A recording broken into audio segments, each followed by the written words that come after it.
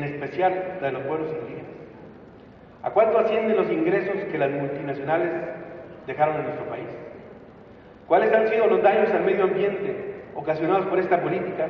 ¿Y cuáles son las garantías o los compromisos de reparación que han contraído en este rubro las compañías mineras?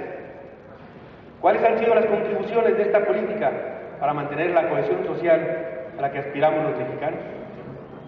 ¿Cuáles son los instrumentos de verificación que tenemos como país para garantizar que la explotación de materiales hacia otros países no llevan incorporados material de carácter nuclear?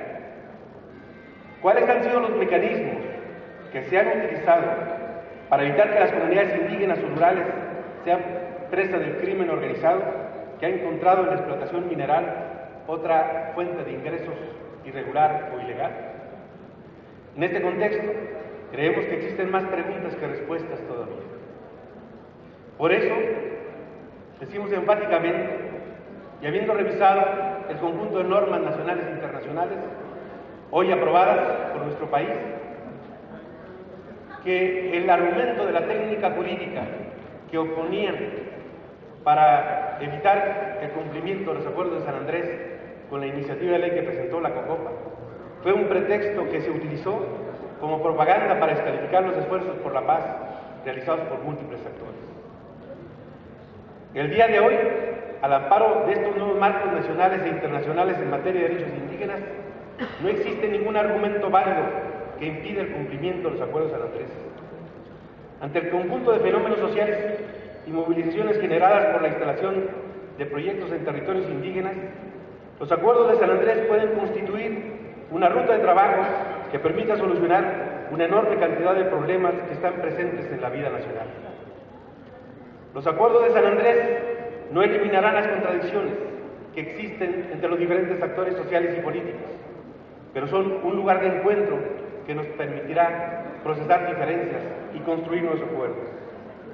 Los acuerdos de San Andrés no son un punto de llegada, sino un punto de partida para el establecimiento de una nueva relación entre el Estado y los pueblos indígenas de nuestro país.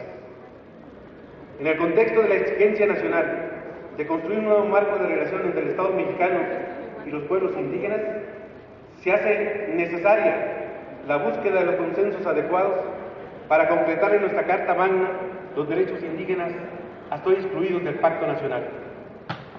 Es necesario encontrar la fórmula que nos permita construir un México donde el fomento al desarrollo y al progreso no esté reñido con el respeto a los derechos de los pueblos y las comunidades indígenas y rurales del país.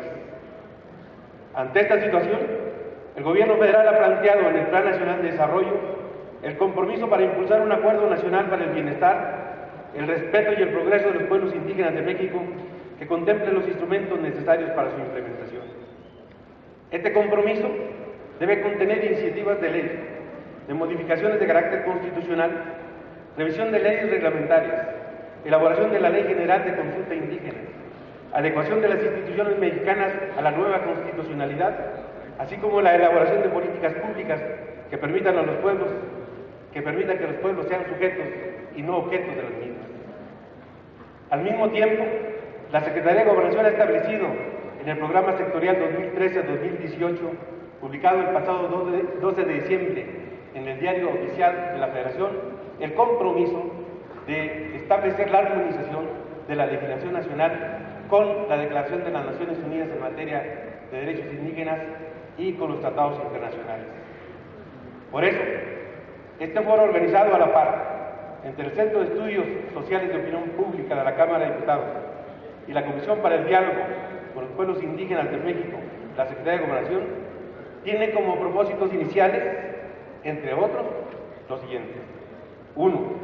Establecer un intercambio de experiencias de los fenómenos sociales que se producen al interior de cada uno de nuestros pueblos, que nos permitan aprender de las vivencias y las luchas que se brindan en cada comunidad en favor de los derechos de los pueblos originarios de México. 2. Construir un mecanismo de articulación y enlace que permita la construcción de las condiciones y la correlación de fuerzas necesarias para el fortalecimiento de una nueva iniciativa política de corto, mediano y largo alcance para lograr un nuevo marco jurídico, una institucionalidad más fuerte y vigorosa y las políticas públicas adecuadas para la construcción de un México más justo, democrático e incluyente. Tercero, establecer un método de trabajo conjunto y colegiado entre las dependencias del Poder Ejecutivo, las comisiones legislativas del Congreso de la Unión, la Cámara de Diputados y del Senado de la República, y representantes de los pueblos indígenas, intelectuales, académicos, organizaciones de la sociedad civil, para el establecimiento de un programa de trabajo que nos permita concretar los compromisos institucionales mediante una etapa de construcción de consensos a lo largo y a lo ancho del país, donde los actores principales de este proceso sean los pueblos indígenas de México. Por ello, bienvenidas todas las iniciativas, todas las propuestas. Tenemos el firme propósito de que este foro contribuya a acelerar este proceso urgente de armonización legislativa y reformas como construcción de todos y demanda de todos.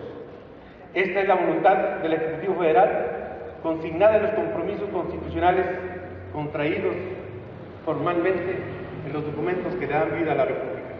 Este es el compromiso que habrá de guiar nuestros esfuerzos en los próximos meses. Muchas gracias y el mejor de los deseos para que los resultados de esta importante reunión de trabajo se concreten a la brevedad posible.